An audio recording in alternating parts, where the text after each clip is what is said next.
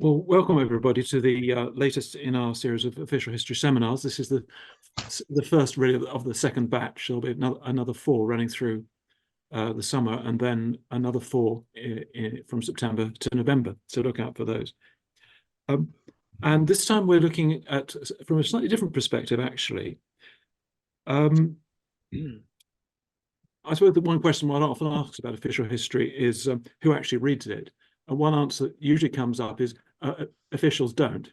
It may be written for them allegedly, but hardly any official has time to read a volume of official history, slim it might be. So this is what we're talking about today, really. So who are you writing for? There's somebody on the line with the mic on. Yeah, if you could mute yourselves. So if officials aren't going to read large volumes of official history, how do you get history to them? How can history be brought to bear on policy making, if that is something that we think is a good thing to do? This is maybe a question we have to ask as well. So today we have two people trying to answer that question. One is Christopher Knowles, who is a visiting.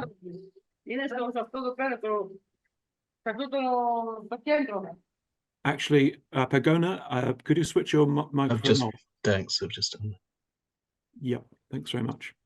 One is Christopher Knowles, who's a visiting research fellow at King's College London, who will speak first about his own project on bringing history to bear in three government departments. And then we'll have a contribution from somebody we all know very well, Philip Murphy, who is director of the of History and Policy at the IHR, who will actually be talking about what history and policy has done and what it might do in the future. So we have the usual format. Each of our speakers will speak for about 20 minutes. Please put questions in the chat if you'd like to do that. Raise your hand later on and we'll try to allow you to contribute. And before we go on, can I just put in an advert for the next session? And that is on the 15th of May, 3 weeks from now. And it's Helen McCarthy and Dennis Gruber, both from the University of Cambridge, and they'll be talking about memoirs and official history. So please tune in for that. Okay, without further ado, I'll hand over to Chris. Thanks very much. Thank you, Patrick. I'll just, host disabled participant screen sharing. Just wait a minute, just share the screen if I can. Philip, do you need to do something? Yes, I'll make you host now, Chris. Okay. Just a minute. Oh, sorry, Philip. I was going to start talking, wasn't I? I'll do that. Yeah. I'll do that first. Okay. Apologies. Good afternoon. I'd like to thank Philip Murphy from History and Policy and Patrick Salmon and Richard Smith and the FCO historians for giving me the opportunity to talk to you this afternoon. As Patrick said in his introduction, my starting point for this talk is who do we expect to read official histories? And my conclusion will be that if we expect them to be read by policy practitioners and specifically by civil servants in UK government departments, we need to have a better understanding than we do at present of how and why policy practitioners make use of history, if indeed they do, because the evidence we have so far is that with some notable exceptions, such as FCO historians, and despite the admirable efforts of History and Policy and other similar organisations, most UK policymakers do not make much use of historical evidence, methods and approaches, for reasons I'll come on to later. Now, as this series of talks has already shown, official histories can be very valuable for academic historians, researchers and students, and they also play a part in influencing public attitudes. But are they, or should they be, of use to policy practitioners? To answer this question, what we need, I suggest, is an official history of the use of history, as I've titled this talk, based on careful and accurate research. There are plenty of academic historians who have tried to have an impact on government policy, but little serious research has been undertaken by historians, or as far as I can tell by anyone else, on what policy practitioners actually do. Okay, if I could share the screen now, Philip. It's Yeah, happening. thank you. There we are. Perfect. Thank you. Okay, apologies to everyone for the delay in doing this. Researching what civil servants actually do is something I started working on in 2018 when I was Archives By-Fellow at Churchill College, Cambridge, when I researched and wrote 3 case studies on the use of history in 3 government departments. The case studies were based on face-to-face interviews with a relatively small number of officials, so they're certainly not a definitive or a comprehensive survey of how policy practitioners make use of history. For example, other government departments may work very differently, but I hope they're a start, and perhaps others may want to continue similar work in future. The results of my research, comprising edited extracts from interviews with officials at 2 of the 3 government departments, the Foreign and Commonwealth Office and HM Treasury, have been published on the History and Policy website. And here there's part of the index page that links to them. We're still waiting to hear from the 3rd department, which has neither approved nor rejected the draft sent to them. And in my view, that's a shame, as I thought it was generally very complimentary and revealed nothing that could be considered sensitive or controversial. But I committed at the start of the project not to publish anything without giving the department the opportunity to review and approve it. Now, in my talk today, I'll firstly discuss some earlier work undertaken by others on the use of history in government, and then summarize some of the results of my own research. So firstly, why do civil servants not make more use of historical evidence? Now, an early, but in my view, still one of the best surveys on the use of history in government department was by Virginia Berridge, one of the founders of History and Policy, in an article in the journal Medical History on history's role in health policy making. There's the front page of the article there. You don't need to read it. I'll just pick out 1 or 2 salient points from the article. Berridge based the article on her own work advising civil servants in government on a project on psychoactive substances and on interviews with 15 advisors and informants, as she called them, who'd been involved in the policy process in different ways, although none of these were actually civil servants working for government. She found that at the highest levels, historical evidence as provided in academic research was simply, quote, not on the radar, unquote.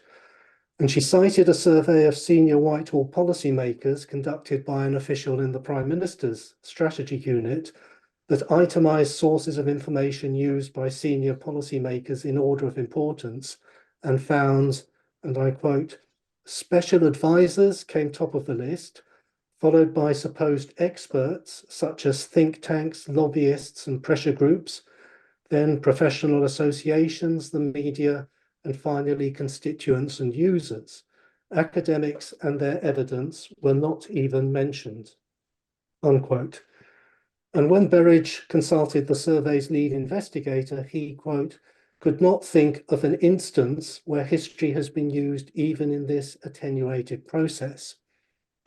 Nevertheless, as she showed in the article, historical precedents were used, for example, by expert committees referring to internal records of earlier discussions and decisions in order to ensure consistency in their decision-making and to try to avoid repeating earlier mistakes. Some government ministers like to place current policies within older traditions, for example, by invoking Nye Bevan and the formation of the NHS. And historical evidence was also used in the speech-making process, providing background and context, as drafts were prepared and discussed by officials, even if the historical references were not explicitly mentioned in the speech itself. In general, according to Berridge, and I quote, history was being used, but mostly without historians being involved. Policymakers like to use history, but they do not usually see historians or historical interpretation as a necessary part of the frame, unquote. A report by the Institute of Government around the same time, based on a series of discussions with groups of senior policy officials and leading academics, also found, and I quote, understanding what history is, how it can help, and how it can be used professionally should be as important as other kinds of evidence.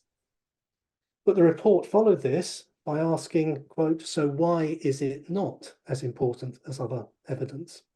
And the report concluded that while there was an appetite within Whitehall for greater engagement with history and historians, and several initiatives, such as History and Policy, already existed to promote this and were already making a valuable contribution, more could still be done.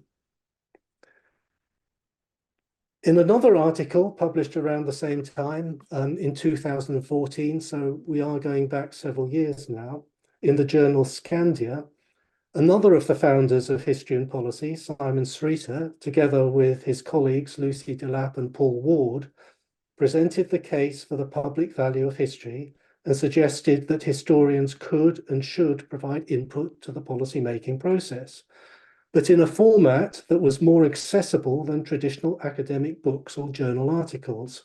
And to quote from the article, History and Policy's remit was to publish short, accessible articles aimed at non-historians.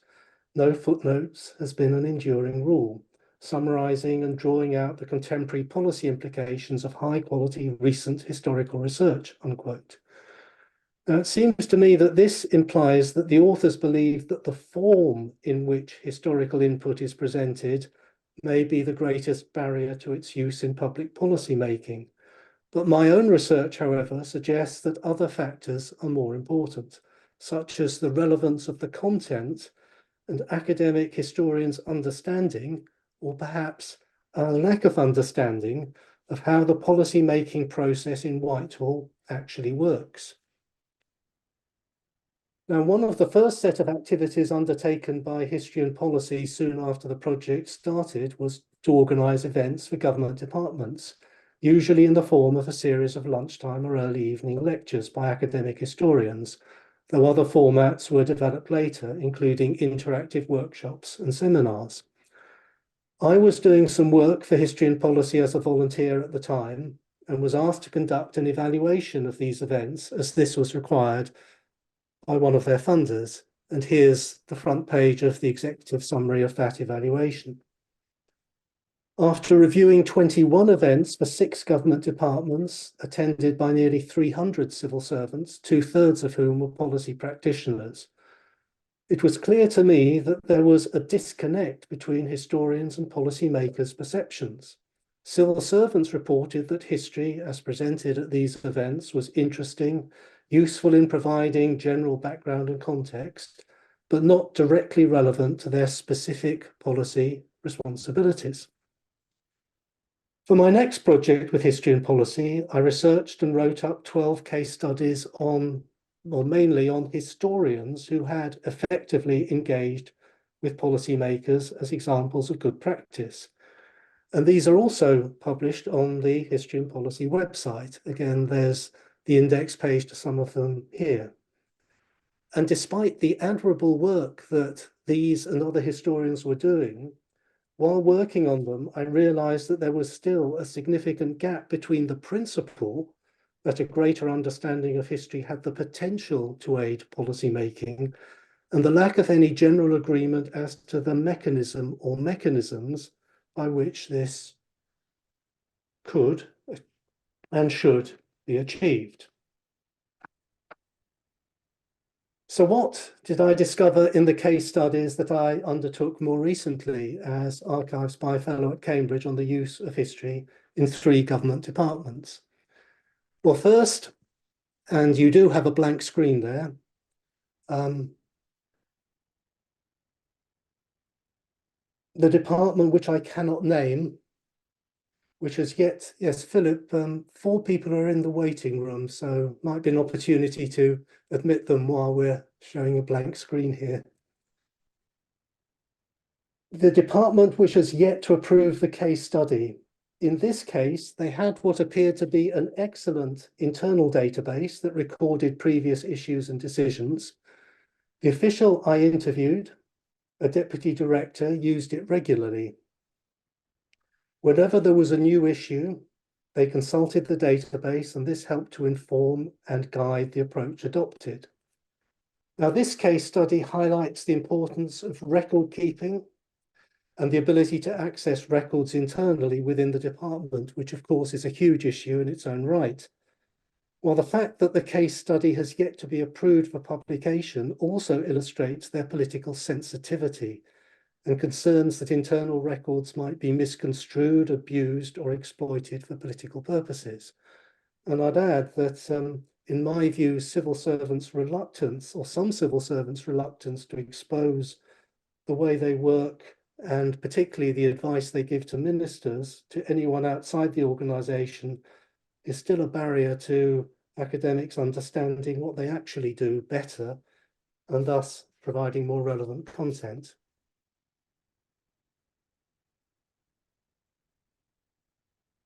The second case study, now is screen sharing working again? Yep, excellent. The second case study was on the use of history in the Foreign and Commonwealth Office, based on an interview with one senior official, Sir Stephen Wall, now retired, who had a most distinguished career as private secretary and advisor on foreign affairs to Prime Ministers John Major and Tony Blair, as British ambassador to Portugal, and as the UK permanent representative to the EU. And he's also the author of the second and third volumes of the official history of Britain's relationship with the EU.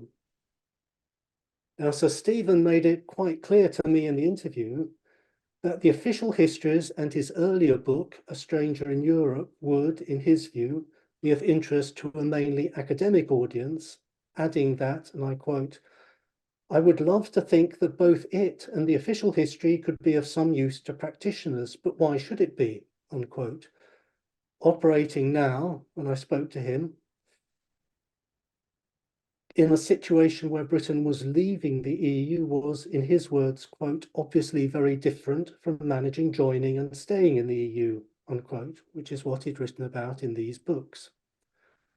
On the other hand, Sir Stephen spoke highly of the work of the research department and the FCO historians, and said that understanding historical evidence and precedents made a valuable contribution to the work of the Foreign Office. More generally, he'd found it helpful to understand how historical perceptions, probably learnt in early life or from family and friends, influenced the prime ministers he worked for, even if they never asked for historical evidence to help formulate or review policy or make decisions. Similarly, as ambassador in Portugal, he discovered that it was essential to understand how people in other countries perceived their own history, even if this may be inaccurate, and how this influenced their national policies, which was a point that was made very powerfully by Jill Bennett in a previous seminar in this series. In summary, according to Stephen Wall, the relevance of history to his diplomatic work was not so much as an aid to policy making, but applied both at a relatively low level, providing precedents for routine matters and repeatable events, such as organising EU summit meetings, and at a much higher level, understanding how long-standing historical perceptions could influence leading politicians, including prime ministers, and affect national attitudes and identities, including those of Britain's closest allies. Now, the third and most revealing of the case studies was on the use of history at HM Treasury, based on interviews, in this case, with 7 current and former officials, including Nicholas Macpherson, the former permanent secretary, and civil servants at director, deputy director, and team leader levels responsible for specific policy areas. In all these cases, their use of historical evidence and approaches was most apparent not in the formulation of policy, but in its implementation. For example, the official responsible at the time for national insurance contributions was not particularly concerned that, to his knowledge, there was no academic work on the origins and the history of the tax. Had he known of one, he would certainly have read it. and probably found it useful, but he was quite capable of working this out for himself, despite the lack of institutional memory in the department and his predecessor not having provided him with any handover notes when he took over the position. Similarly, as part of a team of 50 to 100 Treasury officials working on any one budget, he was well aware of the various policy options open to the Chancellor. That was part of his job. When he decided to explore a historical precedent, which he did, looking at Gordon Brown's 2002 budget, which raised national insurance to pay for increased funding of the NHS, as an example of how a previous government had prepared the ground for a major tax change, he was quite able to do the necessary research himself in considerable detail through consulting sources such as internal Treasury papers, Hansard, and books written by Gordon Brown and Ed Balls, among other sources. Now, this official was actually a strong advocate of the use of history as an aid to policy making, as were all those I interviewed at the Treasury. One of the seminars organised by History and Policy that he found most useful, perhaps surprisingly, was a talk by Martin Daunton on Gladstone's 1853 free trade budget as part of a series on great budgets of the past. And the lesson the official learned from this lecture, he told me, was that in Gladstone's view, tax policy was not a scientific exercise or even primarily a way of raising money for the government, but it should help create a unified society and balance different interests. And the seminar helped the official realize, in his words, that, quote, budget making is an art as much as a science, unquote, and, quote again, Gladstone's take on the issue was not very different from how most politicians look at it today. A second official who I interviewed for the case study had overall responsibility for managing the 2010 public spending review, which followed the 2008 financial and banking crisis and the collapse of Lehman Brothers. Historical input had no influence on the decision to hold a spending review or by how much public spending could or should be reduced. Those decisions had already been taken for other reasons. But Nicholas Macpherson, the permanent secretary, knew that it would not be easy to implement, especially as very few of the staff at the Treasury had any experience of having done this before, and it is much more difficult to take money away from people than to hand it out. So Macpherson and his senior officials made a conscious decision to explore the history of previous public spending reviews. They obtained copies of academic books and articles, invited academic historians to talk to them about what had happened in previous cases, such as the Geddes Review after the First World War, and they read original historical material, such as the 1921 and 22 Geddes Committee reports, which they found surprisingly relevant. These historical precedents did not tell them what to cut or by how much, but helped them make a judgment on what was achievable and what would or might not be acceptable to politicians, and how best to manage the process. But most of all, according to the official I interviewed, it helped staff at the Treasury understand what it would feel like and prepare them for tasks that he knew from his own experience they would find difficult personally as well as technically and professionally. So to summarize, the 3 case studies show that the policy practitioners I interview all made thoughtful and considered use of historical evidence and methods in their daily work.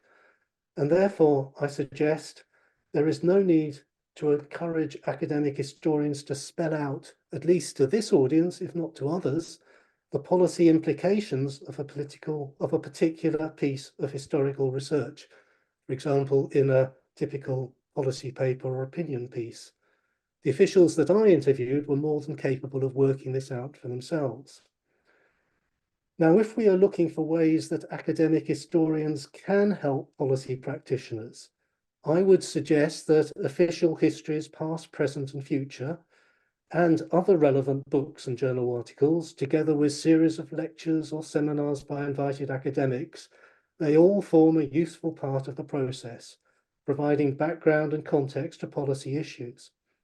In addition, as I suggested earlier, in order to help academic historians and others understand better how Whitehall works, what I have called an official history of the use of history, perhaps commissioned internally by different departments or by the civil service policy profession, could provide examples of good practice in different policy departments. But this is all only one part of the picture. The 5 civil servants at deputy director and team leader levels that I interviewed at the Treasury told me that their use of historical evidence was exceptional and not typical of their colleagues. As one said to me during our interview, I quote, "One of the things I have found myself doing in my current job is just trying to find out what we did last time instinctively. It sounds obvious, but because turnover here is so high, most people don't think about it," unquote. So what made these 5 civil servants different from their colleagues? The answer, I think, is they all had one thing in common. They had all been sponsored by the Treasury to attend a postgraduate MA module at King's College London on the Treasury and economic history since 1945.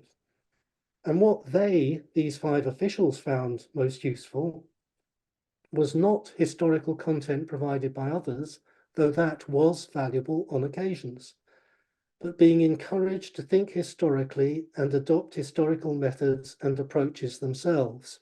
For example, being able to evaluate and critique papers and proposals submitted to them by third parties or by other ministries or even by colleagues in their own department. Now, this particular course at King's now forms one of several optional modules in a new MA in Government Studies, which is being launched this September.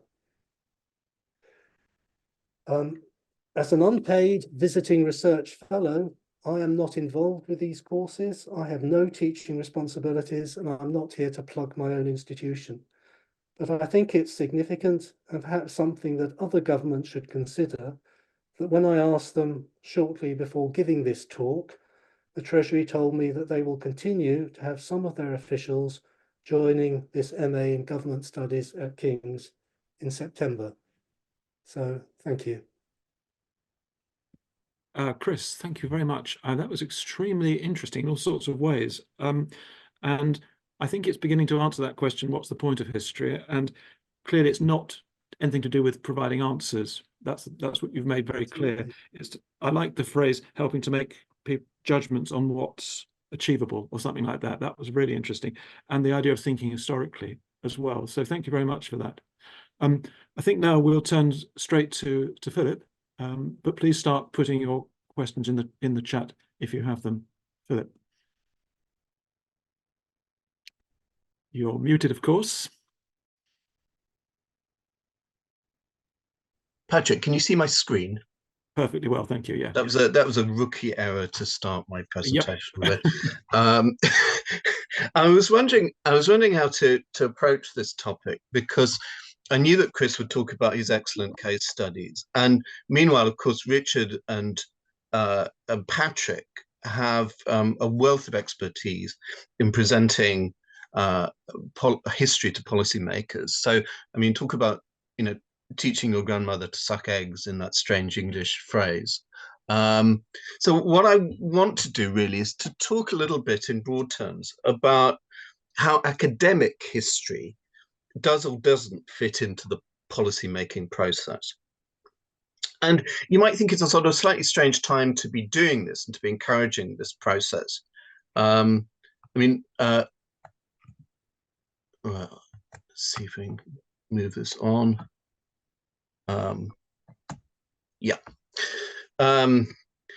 Recently, historians have been accused of trying to rewrite history, to which historians have replied that they always thought this was contractually part of their job description.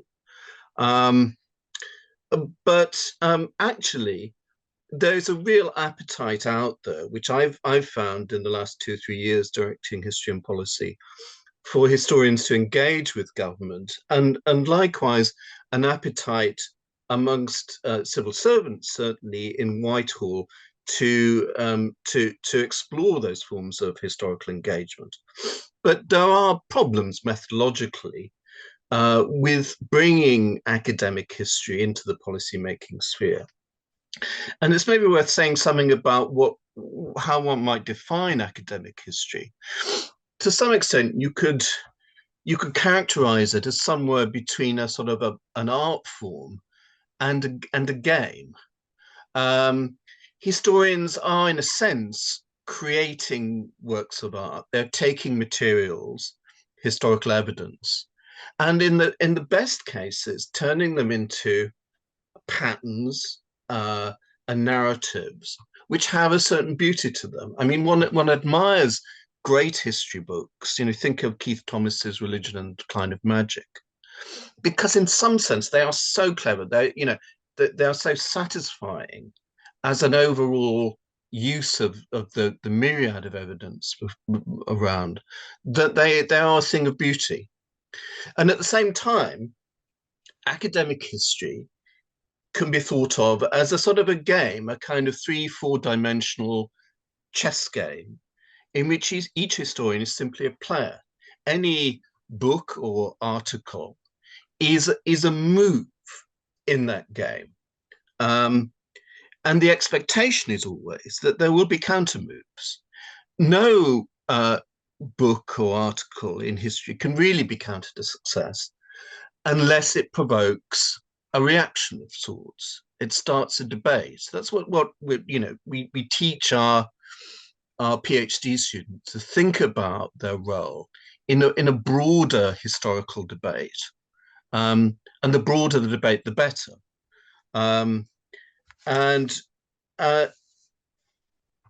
It also encourages a sense of being part of a community. Also encourages, quite stark statements in history. The Japanese launched their attack on Pearl Harbor for 3 reasons. Now, often that seems to other people in the humanities rather to be ignoring all the epistemological and evidential and ideological difficulties in making such judgments. But historians do so because they know that their judgments will be critiqued. They're saying, this is my move, this is what it is, what is your counter move? And that, in a way, avoids historians often deploying the sort of rather tortuous self-critical language that makes some other humanities disciplines so impenetrable to outsiders.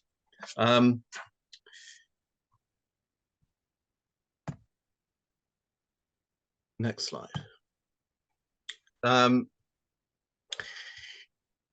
Historians, by that sort of definition, are by their nature argumentative creatures. You say to a historian, it seems rather cold for this time of the year.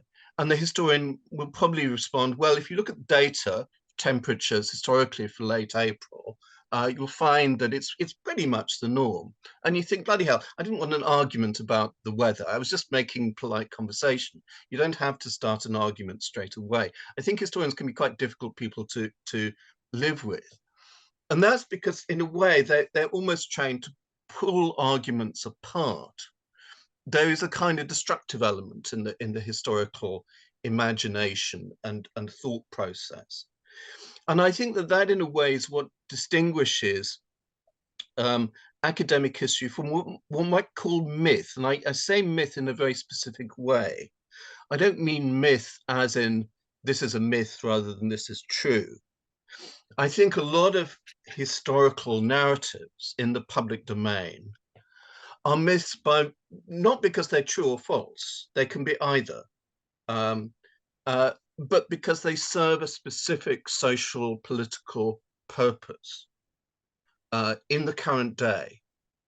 And therefore to attack them, to question them, is often perceived as a sort of political threat, or even a form of almost sort of secular blasphemy. And one can all think of those sorts of historical narratives. And indeed, when we talk about history and education, we're often talking about myth. I mean, the argument children should be taught this kind of history usually means, when it's mouthed by a politician, children should be taught to think in this particular way. Historians instinctively go about deconstructing those sorts of myths. They're interested in history as being malleable, but that is not to say, in any sense, that we adopt a kind of absolute relativism, or heaven help us, that we are interested in sort of alternative facts or a post-truth world, because the moves we make are governed by quite specific rules that are known to everyone who's ever refereed a journal article. And they're, you know, I suppose they're the key rules of the historical profession, and one can name a number of them. Firstly, that when we write anything, we acknowledge our debt to other historians in our scholarly apparatus. We identify our sources clearly so that other historians have the opportunity to assess the validity of the conclusions we've drawn from them. And in order to do so, they must, so far as possible, have free and equal access to the sources that we've used ourselves. Thirdly, we acknowledge that where our sources may point to conclusions that might differ from our own, we address the implications of that for our thesis. We don't simply ignore them or try and hide them. And we're respectful in our treatment of our sources, while also being critical of them. And we're respectful of other players of the game. We take it as read that they are acting in good faith. And that in itself has made historians, I suppose, skeptical about one of the things that, you know, the main thing that we've been talking about in this series, which is official history. And Patrick, I'm sure, would be too modest to talk about it himself, but Patrick has written an excellent book, which is available on open access, The Control of the Past, Herbert Butterfield and the Pitfalls of Official History, in which Patrick talks about the way in which Herbert Butterfield critiqued the sort of official history that was coming out of the Foreign Office in the 1940s. I suppose that, you know, going back to the rules of the game, one of the things that disturbed Butterfield was the fact that official historians often have privileged access to sources which other historians can't check. You know, the story is, you know, trust me, I'm an official historian. Well, that is not part of the rules of the game. And also, I think very interestingly, Butterfield was worried, as historians are today, about the kind of gravitational pull that clusters of power can exert over the individual scholar. Part of the rules of the game is the idea that the historian should be autonomous, should be free to make their own judgments. And I suppose for all of those reasons, historians have often been wary of engagement with Whitehall. But the point is, and I suppose the point that we always return to in history and policy, is that we are surrounded by history. Politicians can't open their mouths without drawing historical analogies. And you look at the war in Ukraine. It was preceded by an article on the historical unity of Russians and Ukrainians by one of Putin's cronies. And almost as soon as it started, the American government was reaching for historical analogies. President Biden said in an early speech, history has shown time and time again how swift gains in territory eventually give way to grinding occupations. Well, that's certainly true. And if historians aren't involved in writing history in the public sphere, it will be left to people like Lord Moylan, who very famously tweeted in April 2021 that a free South Vietnam would not exist today without US intervention in the 1960s, 70s. We have a bit of responsibility to intervene in that. And that's what history and policy over 20 years ago was established to do. And we try and make interventions through a series of publications, or using what was then the very sort of newfangled invention of the internet, to get over this problem of, competing timelines. Policymakers need to make almost instant decisions. Historians are fairly leisurely in the way that they publish their material. So the idea is to get relevant material up there straight away. And we do this in other ways as well, through dedicated historical seminars, engagement seminars within government departments. And just, to underline what Chris was talking about, the Treasury series, which Duncan Needham runs, and has run very, very successfully for a number of years,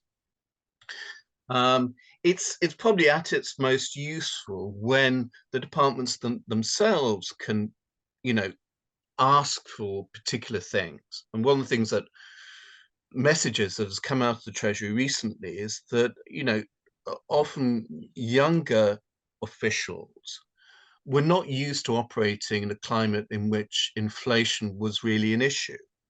And suddenly it was. And so, I mean, last year, Duncan put on a series of lunchtime seminars looking specifically at how governments had dealt with rampant inflation in the past. And it feels like a very constructive and reactive way of dealing with that. And of course, we're not the only people to think about it. I mean, there are organizations around the world that now are dedicated to engaging with policy. Many of them in Europe and the States. And it's something that, we've been thinking about, people have been thinking about for a long time. I suppose the classic account of this is Neustadt and May, Thinking in Time, which was published in the 1980s. And more recently, my colleague in History and Policy, Alex R. Green, has published a very important book, History, Policy and Public Purpose. And I suppose going back again to what Chris was talking about, that history is important as much for the kind of the reasoning process, the methodologies, as for particular forms of historical knowledge or lessons of history. This is one of the things that Alex talks about. She talks about the shift in emphasis from content to process. That is, from history as a product to history as a distinctive way of thinking. I want to sort of just talk about one or two examples of that from Neustadt and May. Again, I suppose one of the sort of messages that Neustadt and May give is that people think instinctively in historical terms, but the point is to think more systematically, to think about how we can most effectively do that. And they talk about a particular process, defining what is going on, what analogies occur to us. Inevitably, analogies do occur to us in life as in policymaking. So what are the similarities and differences of those historical analogies to the current situation? And are they in any way self-serving?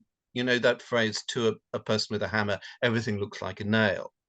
Are the British, for example, inclined to see things in military terms because they have a decent military, rather than perhaps approaching subjects through different sorts of policy analogies, historical analogies? You think about the current situation, instability in the world, the war in Ukraine, and you can see it in terms of a series of different historical analogies, which lead to completely different policy outcomes, potentially. Do we see Ukraine in terms of appeasement? Do we see it in terms of the US, the way in which the US are gradually dragged into Vietnam? Do we see it in terms of an intentional cataclysm, really, in global affairs, brought about by a relatively small country?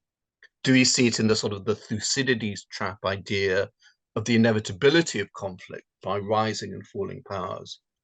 Or should we see it in terms of the collapse of the Soviet Union, the fragility of what might be a current aggressor, but an aggressor which might suddenly crumble?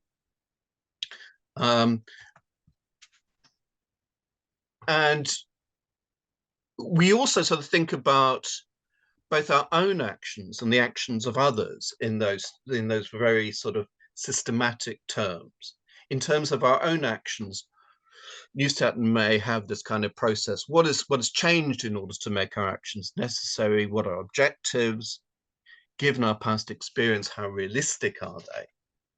Etc., etc. But also thinking about how the broader context will affect how our actions play out. So history in terms of understanding the people around us whose actions and reactions will matter. And often historical country specialists are tremendously good at that. And that all means that I think history can be a very kind of useful, and historical thinking can be a very useful stress test for policy, because one tends to think about history in very simple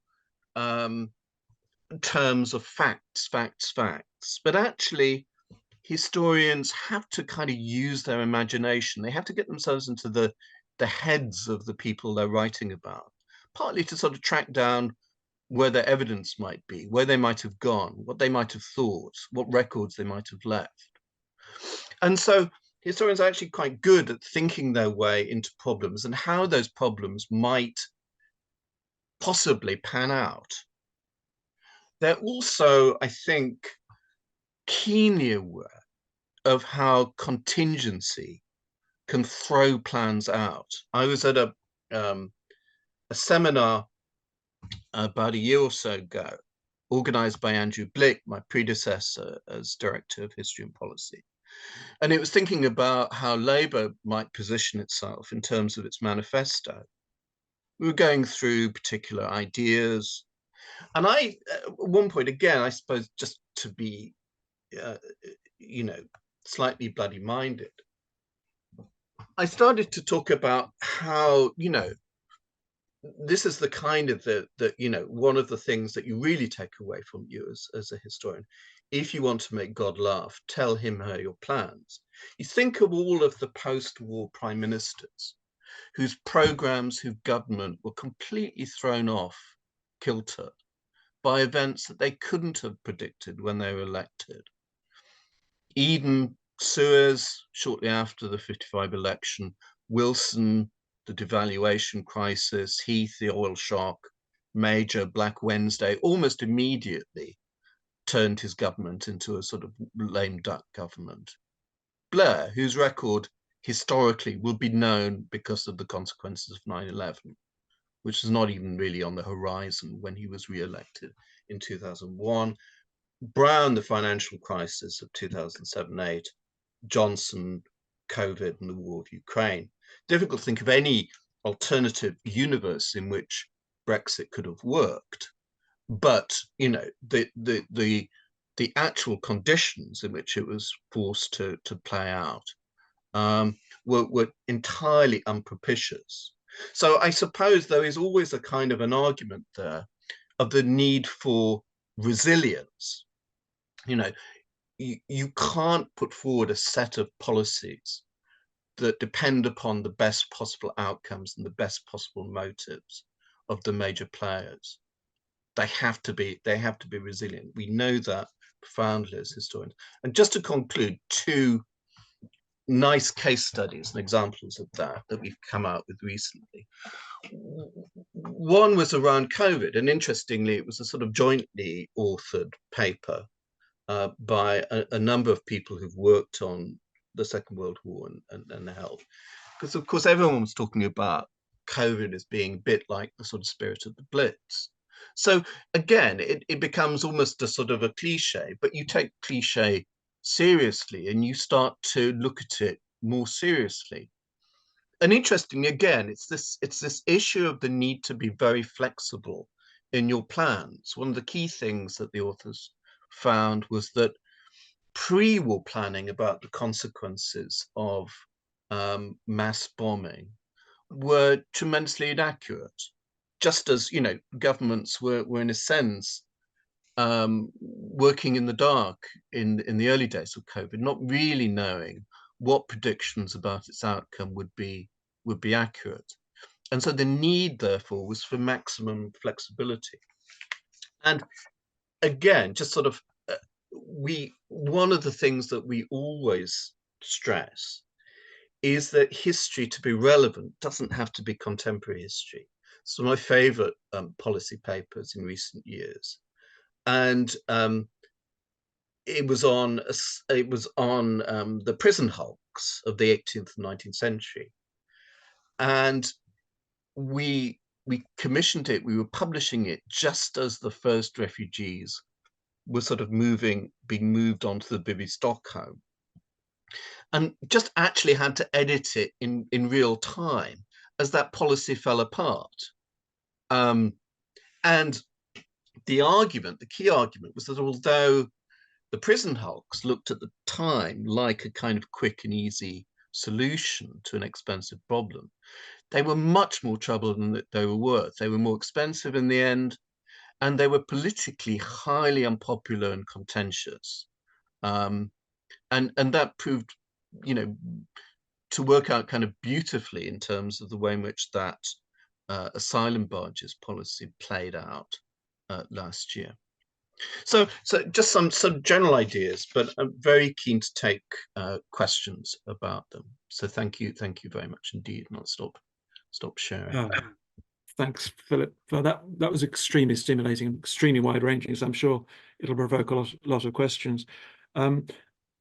I thought this business about historical analogies, the one I remember from History and Policy that struck me was a bit like the asylum barges one. It was Pat Thane talking about the relevance of the Elizabethan Poor Law to current policy, because, you know, that some things never change. I always felt that was much more relevant than almost any example you could think of in the realm of foreign policy, for instance.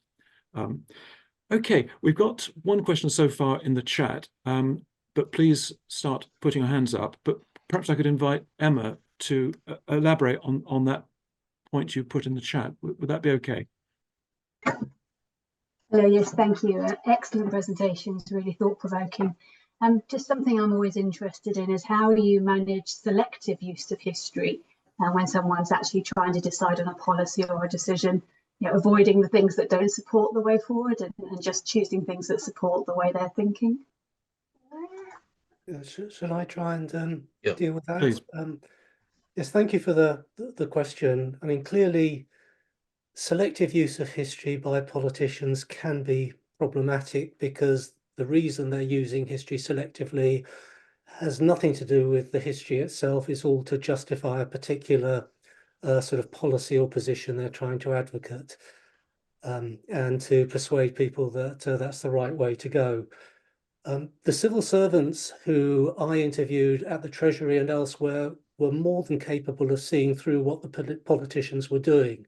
So clearly, general public, anyone else is capable of questioning that use.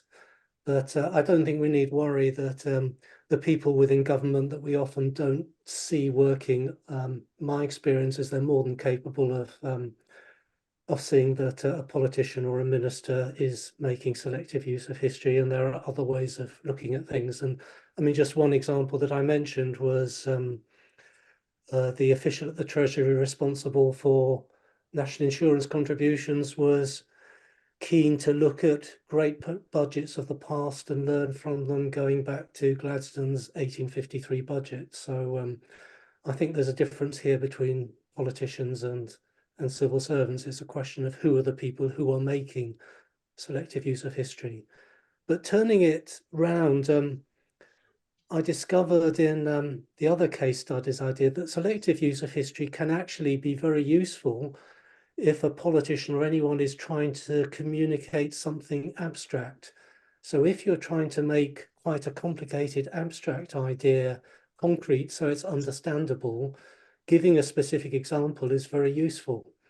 So I think we need to think, why is this selective use of history being made? What is the purpose for it?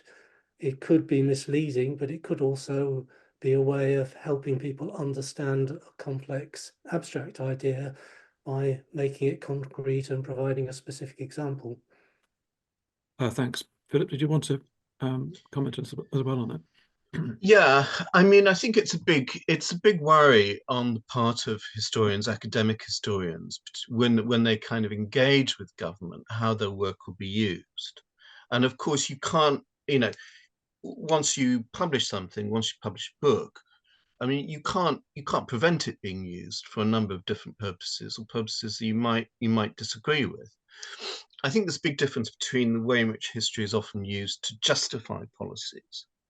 And that's, in a way, it kind of comes back to my definition of the sort of myth, that history as a sort of politically useful narrative for contemporary purposes. And I think there's a big difference between that and a kind of an ideal use of history and historical reasoning within a kind of closed policy-making process, a non-public policy-making process, in which it's possible, in a way, to think the unthinkable, to think, to really kind of drill into the problems of a particular policy, and in a way that can only be done really effectively if that policy making process is slightly kind of cordoned off from public political debate. Yeah. Any more people would like to contribute? I can't see anybody at the moment, but please put up your hand or simply speak.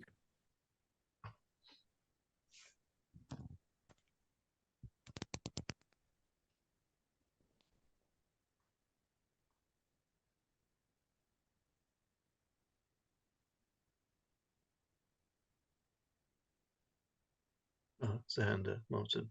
No, okay. Oh, Martin, no, Martin Longdon. Oh, good, Martin. Yeah, great to see you, Martin.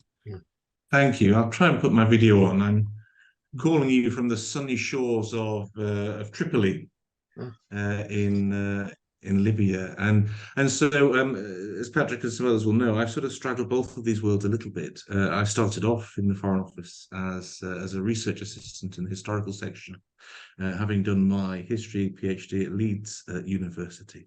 And I transferred across to other bits of the Foreign Office, and I'm currently His Majesty's ambassador here in Libya. And I had sort of a point and a half-baked thought that evolved into a question, and then a more obvious question for you both, Philip and Christopher. Thank you very much for these presentations. I thought they were really stimulating and got me thinking a lot. My thought was that I think it's a real mistake, and I think few people would think this, that history is a mine from which you can extract really sort of operationally beneficial nuggets of truth for a policymaker. It doesn't. Nothing. I mean, I think no historian should really be able to claim to have those sorts of insights, and I think history just get misused. But I'm really persuaded by your argument, Philip, about the power of a kind of historical methodology, someone trained in history, and how it enables them to deal with the complexities of all of the challenges that we wrestle with. Lovely, yes. Sorry, Vernon, I think you're I can hear you. Right, thank you. Sorry. And I wondered whether my half-baked thought was that there is a big difference between history and policy making, which is that, isn't it that historical understanding is kind of work backwards, right? A question a historian might often seek to answer is how we got to this place. And so you're going that way. Whereas for somebody doing complex policy, actually, you're not really working backwards, you're going forwards. And that feels often a much more uncomfortable place because of all of the potential possibilities in front of you. And I thought that the contingencies that you set out and all the prime ministers who get waylaid is a really interesting example of that. So my question though was therefore, perhaps not therefore, historians who seek to make their work not accessible to policymakers, but actually want it to be used, are enthusiastic about it being used. Should we be suspicious about that? Because that feels like it has an agenda to it. And surely as historians, one aspires to be objective more than anything else. And is that objectivity compromised by operational utility? Could I start? Yeah, I mean, I think, you know, you can find plenty of historians quoted expressing extreme skepticism about their colleagues who want to be policy relevant. I mean, G.I. Elton was sort of damning of his colleagues who did that because they see it as, in a way, corrupting. Again, the ideal of the historian is a sort of independent seeker after truth, and the danger is that if you you know, if you see Puritan revolutionaries in the Cromwellian period as you know, the precursors of Mao or Che Guevara, you misunderstand both the Puritan revolutionaries and Che Guevara. You pollute your history by false and anachronistic analogies. So I think that's always been one of the many objections to historical engagement. But your point, Martin, your very, very interesting point about the historian working backwards, whereas historians policymakers work forwards. One of the things one can say about that is that historians sometimes useful in mapping longer term trends, which we may well be in the middle of. And it may be, because of the nature of those trends, more likely than not that they will continue. So, or very unlikely that they will be reversed. One of my favorite graphs when I used to give, talks about the Commonwealth, particularly over Brexit, was this graph of British trade with the Commonwealth since about 1950. So it starts, the graph is, starts in 1950 at about 50% imports and exports. And it just gradually, at almost an equal gradient, goes down to the 2000s when it's about 8%. And you think, well, was Brexit ever likely to reverse such a gradual trend that isn't even particularly affected by Britain actually joining the EC in 1973? It's such a powerful trend that on that basis, I think, on that basis alone, maybe you could assume that Brexit is not in itself going to have, suddenly revive, Commonwealth trade. So I think, looking at things in the long term can often help you map or at least have a pretty good guess at the future. I'm looking at the chat and I can see Patrick Lamb. You've made a very interesting comment. Would you like to elaborate on it? Yes, it's very good to see you, Patrick, again. You know who I am and what I did, and therefore I can see things from both sides of the fence. But I am primarily, or was primarily, a practitioner. I'm very proud to have been a practitioner. I realize and understand that the talents and skills of a practitioner now in retirement, because I participate in lots of seminars, lots of academic seminars. One that took place on the 14th of April, the day after the Iranian attack on Israel. And it was an American seminar, and we had a presentation from an Israeli academic who gave us a complete and magisterial body history of the State of Israel and its conflicts in the northern on the northern front. And he spent an hour doing that. It was magisterial and faultless. But it fell to me and one other Brit to say, but hang on, mate, your country has just been attacked by Iran. What do we do? How do we interpret that? That is what a practitioner, that is the point of view that a practitioner brings. And the questions a practitioner both asks and has to answer in real time. I could do you a long presentation at some point about my experience as a practitioner and what I learned about record keeping and the need for good record keeping. And in a nod to my old department, certainly the presence of research analysts in the Foreign Office was a great benefit to me.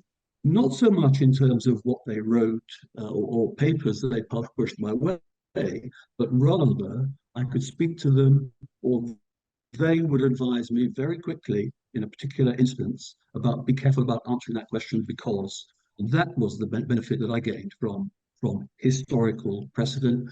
But there is a truth, as you will well know, that civil servants are retiring ever younger. When I joined the Foreign Office, there were people who'd been there for 10 and 20, 30 years, and they had a wealth of institutional knowledge.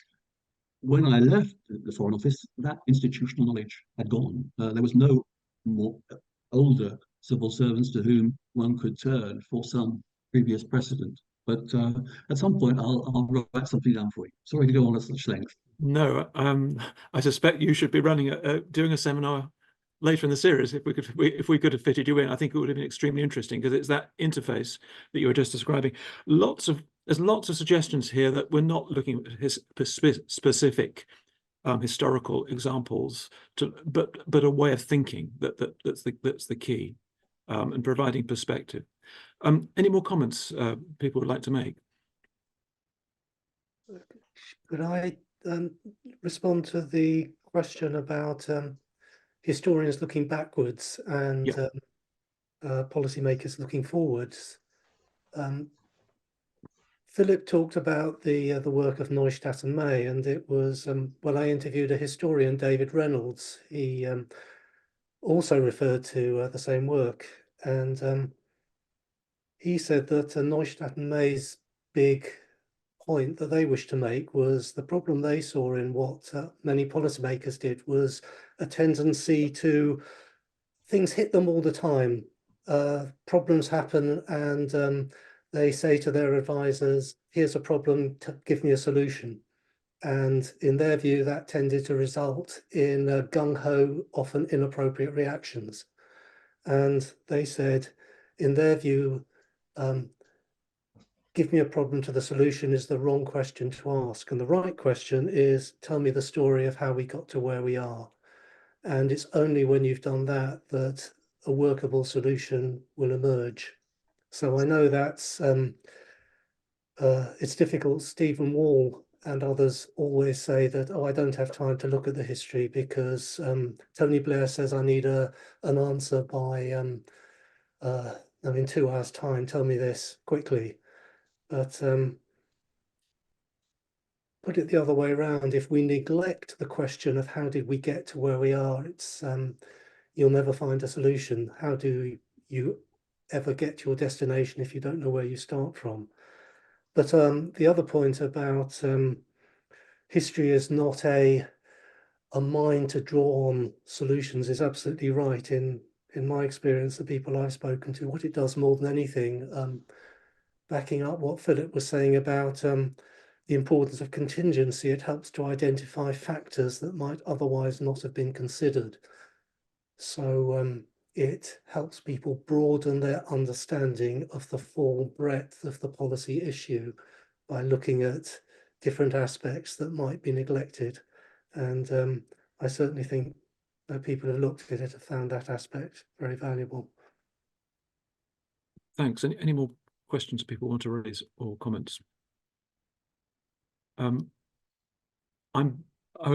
I may, I wouldn't mind commenting briefly. That you had a wonderful list, Philip, of all those disasters that hit prime ministers. The one prime minister you didn't have there was Mrs. Thatcher. And it occurred to me there was a potential disaster right at the beginning, and that was the Falklands. But it actually did the opposite. It actually reinforced her position for many years afterwards. but Yes, it was a narrowly run thing, wasn't it? it's like Napoleon used to ask of his colleagues, "Are they lucky?" You know, sometimes, you know, when luck is on your side, you can work wonders, and when it turns, almost everything you do just tightens the noose. I mean, one thing that I think is interesting that we perhaps haven't touched on in this discussion, I noticed that a year or so ago, someone put in a freedom of information request to see where the historians were in Whitehall.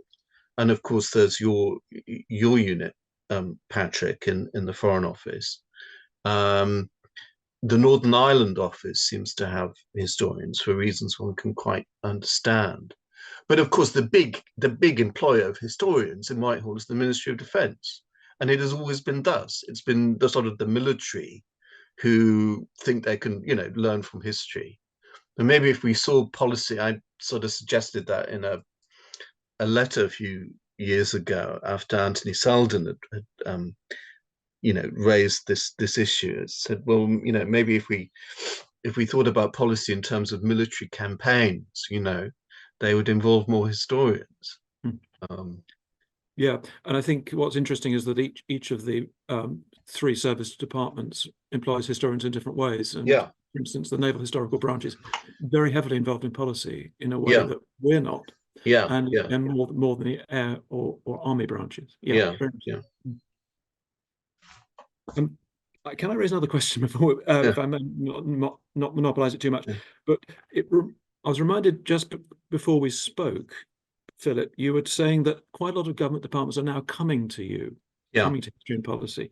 Now, my impression, I'm not sure whether I'm right or wrong, but in the early years of history and policy, you're producing loads of really good papers. Yeah. I don't think many people were reading them in government. Yeah. Now they're coming to you. So what has changed?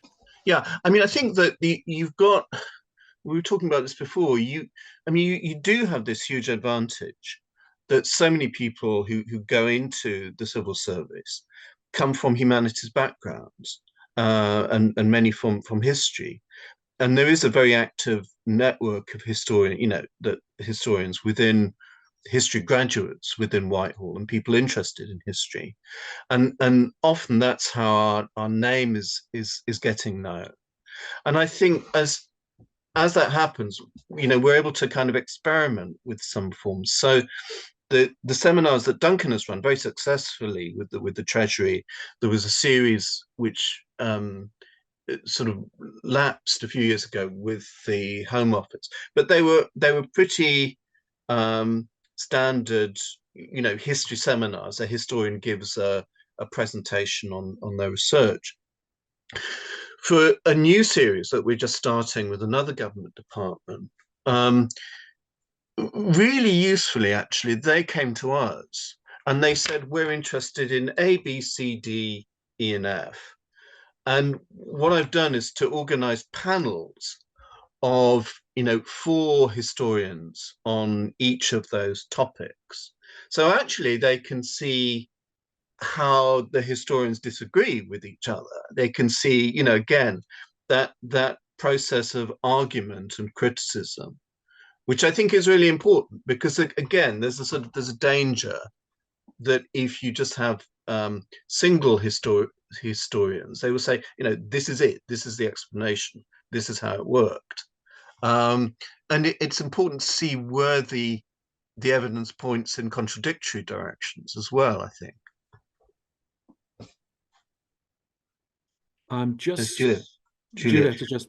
Juliet, would you like to comment on what you've just written?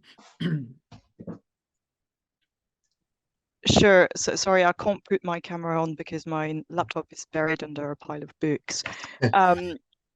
Yeah, so more and more people from across government, central government, are coming to us at the National Archives to look at the historical files, and notably people who've just been appointed as heads of missions around the world.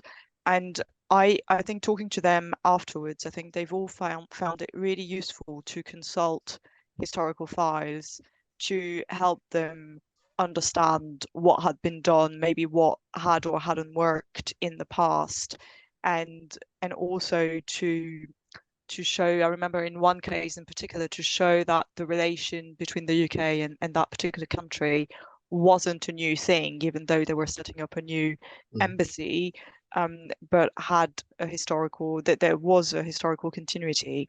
And I guess we're not, obviously we're not involved in the writing of policy, but as the archive of the central government, we're uniquely placed to inform it in various ways.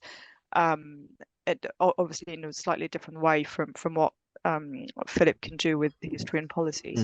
But yeah, that was just a comment in passing, really. Yeah, no, I think we've noticed that because quite a few people come to us and then we put them on to you. Yeah. And it just occurred to me that in the past that wasn't happening so much. And I'm just wondering if that's a reflection of the way in which records, we're not keeping very good records anymore. The central government isn't. And you, in the old days, perhaps you could have just almost literally pulled a file off a shelf. Yeah. Whereas that file doesn't exist. I think there was also a conscious decision made at the National Archives to engage with government in different ways, and not, there's always been this gap between engaging with the departmental records officer and the very sort of strategic compliance side of things, and engaging, of course, because we're part of government as well, engaging with other private offices in the CEO's office, but there's this gap in between, which is engaging with civil servants, and that's what we're doing now, whether it is with heads of missions or with, I don't know, things around coronation rolls or very very different things. Yeah, no, that's a really positive development. Can I comment on that, Patrick? Yeah, I mean, I suppose this is one of the big worries of historians at the moment, that two things: the advent of born digital records, and the Freedom of Information Act, sort of conspiring probably to leave a fairly thin historical record of the decision-making process compared to what, when I was sort of working on colonial office files for the 50s and 60s, you'd start with these blue minute sheets with civil servants really thinking out loud in great detail about what their thinking was around this. What are the options? What might we do? What are the dangers? And I'm sure that policymakers who are concerned that their words might be suddenly published in 20 years' time or perhaps before, and not leaving such a kind of a detailed and honest account of the way in which they think about issues, never mind the issue around the preservation of digital records. That's possible, but I think also the way in which decisions are reached now and the way in which they're recorded is different. Yeah, it's much more haphazard than it Yeah. was. Yeah. I think that's not a problem. Yeah.